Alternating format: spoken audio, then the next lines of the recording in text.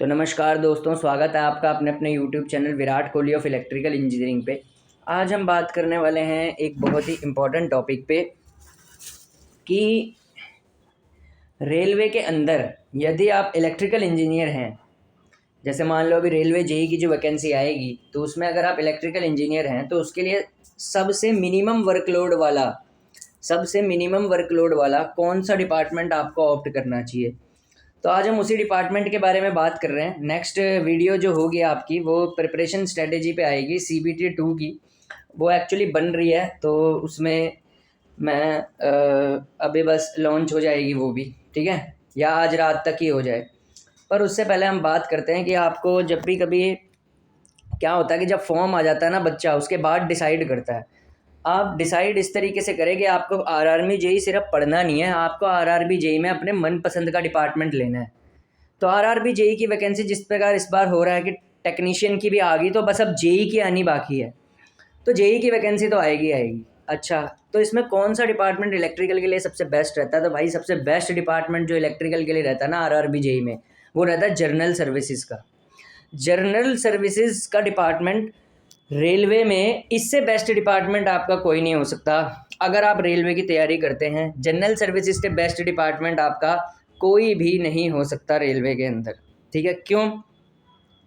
General services एक ऐसा department है जिसमें आप बड़ा मिनिमम वर्कलोड वाला काम करते हैं रेलवे में, एज कम्पेयर टू बाकी डिपार्टमेंट्स के। जैसे बाकी डिपार्टमेंट में हेक्टिक बहुत होता है, TRD होता है ना एक, ट्रैक डिस्ट्रीब्यूशन वाला, वो बड़ी हेक्टिक जॉब आती है लेकिन उसमें पैसा ज़्यादा है, ठीक है, अलाउंसेस बहुत मिलते हैं। फिर इसी तरह सब डिपार्टमेंटों को मैं एक एक वीडियो बनाऊंगा। तो आज हम बात करते हैं कि आपको जनरल सर्विसेज के लिए पढ़ना चाहिए। मेरे हिसाब से आप रैंक इतनी अच्छी निकाल लें कि आपको जनरल सर्विसेज मिल जाए। क्योंकि जनरल सर्विसेज होता क्या है, देखिए रेलवे प्लेटफॉर्म पे जितनी भी इलेक्ट्रिकल की एल्यूमिनरीज लगी होती हैं, जितनी भी इलेक्ट्रिकल का काम होता है, वो सारा का सारा जनरल सर्विसेज के जेई के अंडर आता है। आरआरबी जेई का जितना भी काम होता है रेलवे प्लेटफॉर्म्स पे लाइटनिंग का, ठीक है, या रेलवे की कोई कॉलोनी है उसकी मेंटेनेंस करना, लाइटनिंग की कोई नई कॉलोनी बनती है उस पर वायरिंग का काम, तो ये जनरल सर्विसेज के अंडर ही आता है। ठीक है, पावर सप्लाई को देखना, ठीक है, स्टेशन पे के लिए, ठीक है। और क्या बोलते हैं, ये जो छोटे छोटे वर्क्स होते हैं रेलवे में इलेक्ट्रिकल से रिलेटेड, इनके लिए जनरल सर्विसेज डिपार्टमेंट आता है। और जनरल सर्विसेज डिपार्टमेंट वर्कलोड के कंपैरिजन में और लाइफ इंजॉय के कंपैरिजन में काफ़ी अच्छा डिपार्टमेंट है एज़ कम्पेयर टू बाकियों के। मेरे हिसाब से अगर मैं आरआरबी जेई को क्वालिफाई करूं भविष्य में या दूं, तो मैं किसको ऊपर रखूं? तो मैं जनरल सर्विसेज ही ऊपर रखूंगा।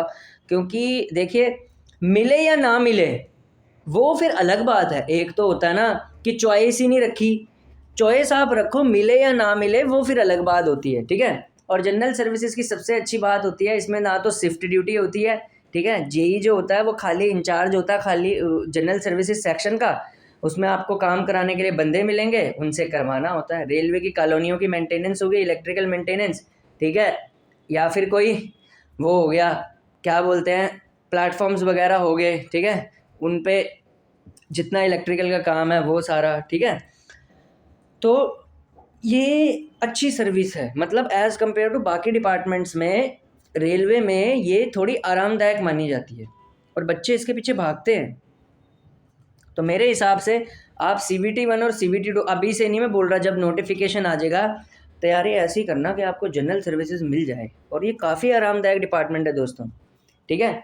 लेकिन सबसे कम अलाउंसेस जनरल सर्विसेज में ही होते हैं, क्योंकि आरामदायक है। आरामदायक जहाँ पे पोस्ट होती है ना वहाँ पे अलाउंसेस कम होते हैं, और जहाँ पे आरामदायक नहीं होगी, जैसे TRD की पोस्ट है या 24×7 बहुत मुश्किल होता है ट्रैक डिस्ट्रीब्यूशन में, ठीक है। ओवरहेड लाइन कोई ख़राब होगी, ठीक है, जिसपे वो इंजन का वो नहीं होता पेंटोग्राफ वो चलता है ना, वो वाली लाइन अगर ख़राब होगी, कुछ हो गया, वो सब TRD के जेई को देखना पड़ता है। बहुत मतलब सबसे मुश्किल जो सेक्शन है ना TRD है, मतलब एक तरीके से मतलब सतर्क वाला, बहुत ज़्यादा अलर्ट रहना पड़ता है उसमें, जबकि जनरल सर्विसेज में ऐसा नहीं है।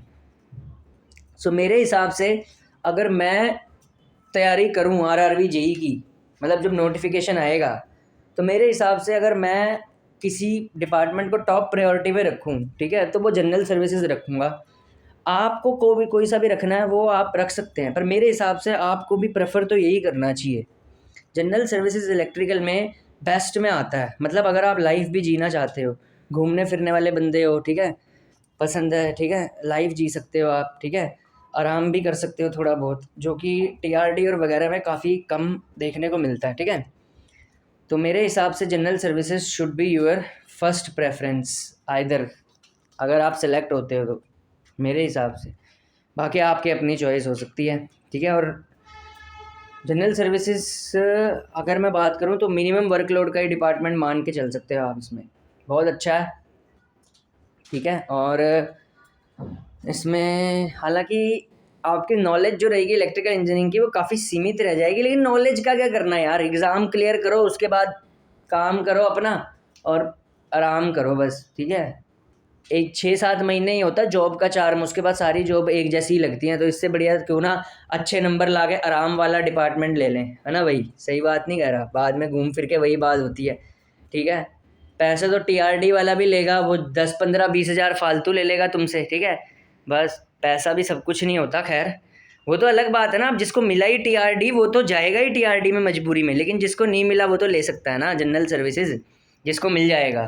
तो आप जनरल सर्विसेज के लिए पढ़िए ज़रूर, ठीक है। धन्यवाद।